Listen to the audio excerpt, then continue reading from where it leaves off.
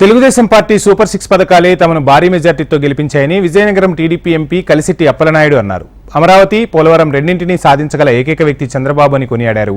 ప్రజలు వైసీపీని పూర్తిగా తిరస్కరించారని, జగన్కు ప్రతిపక్ష హోదా కూడా లేకుండా పోయిందంటూ విమర్శలు గుప్పించారు. ఇప్పటికైనా వైసీపీ నేతలు తమ తీరు మార్చుకోవాలంటున్న ఎంపీ కలిసిట్టి అప్పలనాయుడుతో మా Andhra Pradesh coordinator Rajesh face to face. ఈరోజు అసెంబ్లీలో ప్రమాణ స్వీకారం చేసిన శాసనసభ్యులకు అభినందనలు తెలపడానికి విజయనగరం ఎంపీ అప్పలనాయుడు శాసనసభ కార్యక్రమానికి వచ్చారు. అయితే ఆయనతో సార్, విజయనగరం జిల్లా నుంచి ఊహించిన మెజారిటీ 2 లక్షల పైబడి మెజారిటీ వచ్చింది, మీరు ఎలా ఫీల్ అవుతున్నారు? ఫీల్ అవడంతో పాటు బాధ్యత. ఈరోజు 2,50,000 మెజారిటీ నా పార్లమెంట్ ప్రజలు ఇచ్చారు. కులానికి మతాలకు అతీతంగా ప్రతి ఒక్కరు కూడా, పార్టీలకు అతీతంగా అందరూ కూడా ఏకాంతమై ఈరోజు ఇచ్చారు. నాతో పాటు ఎమ్మెల్యేలకు కూడా భారీ మెజారిటీ ఇచ్చారు. వారు అందరికి 7 నియోజకవర్గాల ఎమ్మెల్యే కూడా నా పార్లమెంట్లో గెలిచారు. దీనంతటికి కారణం అంటే ఎన్డీఏ కూటమి ఒక కలయిక, ఒక బంధాన్ని ప్రతీకగా మాకు అవకాశం ఇచ్చారు. అది బాధ్యతగా తీసుకొని పనిచేయడానికి సిద్ధంగా ఉన్నాను. ఈరోజు చంద్రబాబు నాయుడు గారు సభలో అడుగుపెట్టేటప్పుడు ఆనందం చూడాలని స్వయంగా ఈరోజు వచ్చి అందరితో షేర్ చేసుకోవాలని ఈరోజు అసెంబ్లీ ప్రాంగణంలోకి వచ్చాను.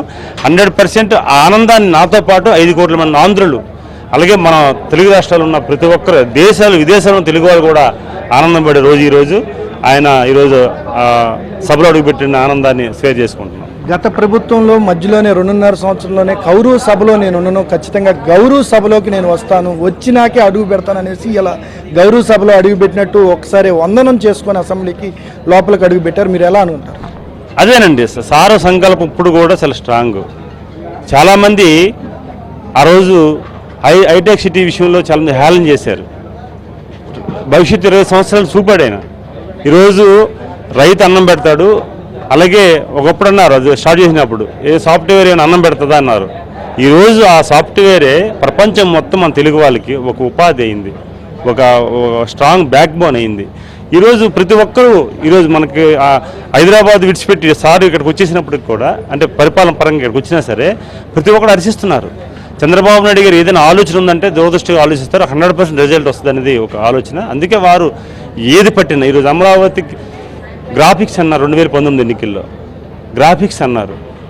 చూడండి, ఈరోజు గ్రాఫిక్స్ అని వాళ్ళు చెప్తుంటే ఈరోజు అదే గ్రాఫిక్స్ తోటి మీరు తనఖా పెట్టుకొని డబ్బులు తెచ్చుకున్నారు.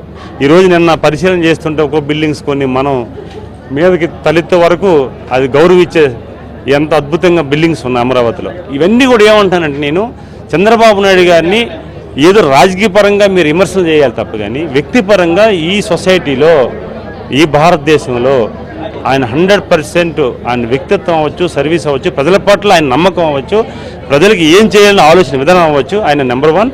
ఖచ్చితంగా వారిని ప్రత్యేక స్థానం చూడటమని నేను మీ ద్వారా ప్రతిపక్ష నాయకులకి తెలియజేస్తున్నాను. వెనుకబడ్డ రాష్ట్రం ఆంధ్రప్రదేశ్ రాష్ట్రం అని అందరికీ తెలుసు. అయితే ఈ వెనుకబడ్డ రాష్ట్రాన్ని ముందుకు తీసుకెళ్లాలంటే ఈ 5 ఏళ్లలో ఖచ్చితంగా ఎంపీలు కీలక పాత్ర పోషించాలి. అయితే కేంద్రంలో ఎంపీలు ఈ దఫా ఆంధ్ర ఎంపీల బలం బాగా గట్టిగా ఉంది. అయితే ఈ ఆంధ్రప్రదేశ్లో ప్రధానంగా ఇబ్బంది పడుతున్న పోలవరం ప్రాజెక్టు కావచ్చు, అమరావతి కట్టడాలు కావచ్చు, పూర్తిగా అభివృద్ధి చేస్తామని నమ్మకం, పూర్తి చేస్తామనే నమ్మకం ఉందా?